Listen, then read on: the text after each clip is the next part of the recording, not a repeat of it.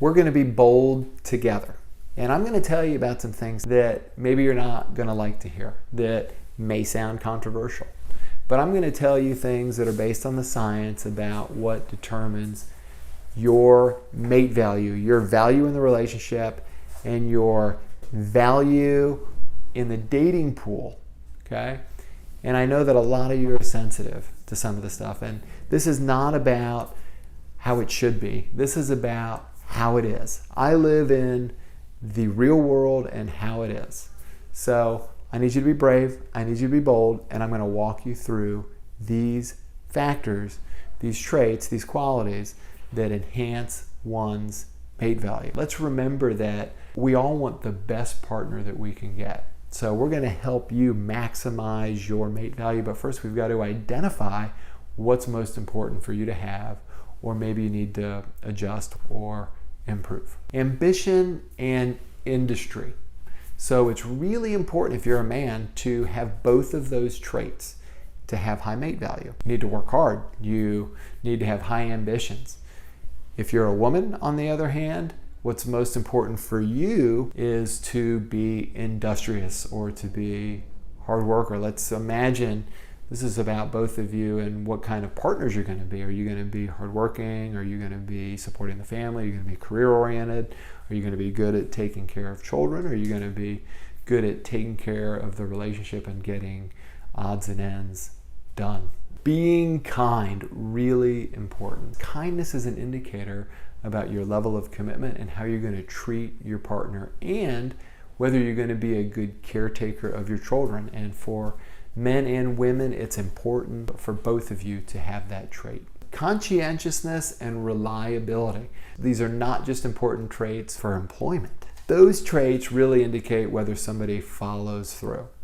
And it's really important in a relationship that you have somebody that gets things done, right? That is not full of empty promises. Secure attachment style. So this is really important in a relationship. What this means is somebody is low on neuroticism. They're not easily slighted, they're calm, they can manage their stress well, they don't necessarily think that everything is about them. So if you are a calm, relaxed, easygoing person, that means you're low on neuroticism. That's a good thing. Another factor that can ding you is having a history of mental illness. Now, it doesn't necessarily ding you completely. I mean, let's be realistic. About half of us at some point in our life will be seeking some type of professional psychological assistance. So that's okay. So, I'm talking to about half of us out there.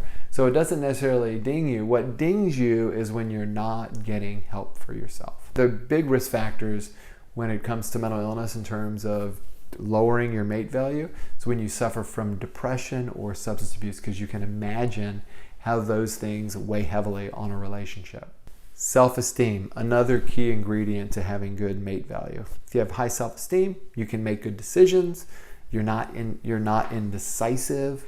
You feel good about yourself, and you're not looking for that person to lick every wound of yours and to build you up all the time. Agreeableness, a really important trait. So you can imagine in relationships, there's often a lot of conflict. There's a lot of things that happen in life. So it's really important that you're an agreeable person. That means that you can manage conflict. You get along to go along. Intelligence, really important factor. So cross-culturally, seeking somebody that is above average intelligence is important. And it's interesting that in the past it wasn't as important for men, but as women are becoming more educated, it is becoming more important for men. And for women, especially educated professional women, intelligence is becoming even more important to them. Long-term mating strategy. If you have a long-term mating strategy, that enhances your value because both parties that are looking to settle down are looking for the same thing, and it's an indicator of your faithfulness and your longevity within the relationship. Education and status, more important factors. So education and status are more important still for a man to possess in terms of enhancing their mate value. But if you're a woman, it's not as important, but often partners do seek a good match regarding status level.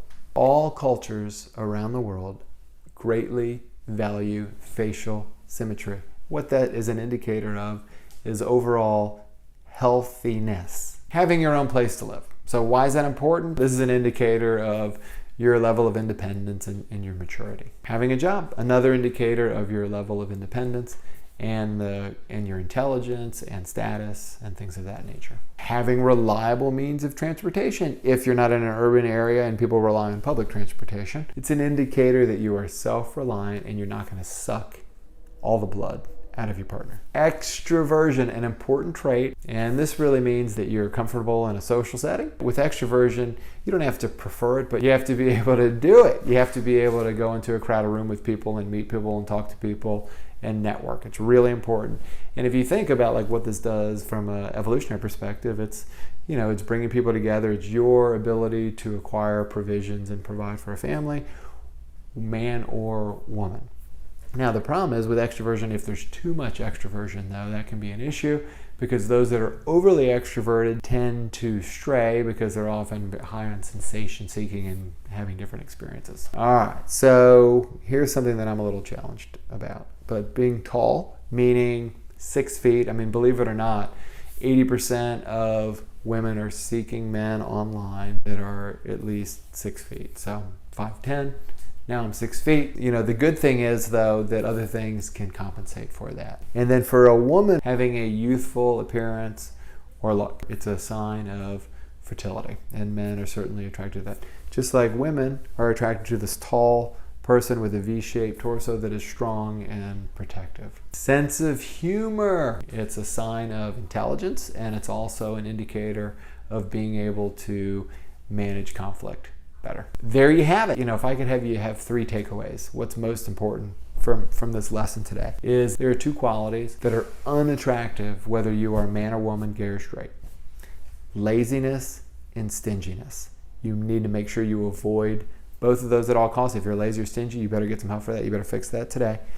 And then the other thing that's really important that destroys relationships is when people are neurotic. Okay? If you're neurotic, means you're like worrying all the time, you're second guessing yourself, you think everything's about you, you're easily slighted, you got to get that fixed. So I know that some of the stuff was difficult for you guys to hear. I know that some of you are arguing and angry and you're fuming and you want to make a bunch of negative comments to me, but that's okay. I can take it. I have thick skin. Okay? Be bold. We're going to do this together. We're going to help you maximize you so you can maximize the partner that you're with.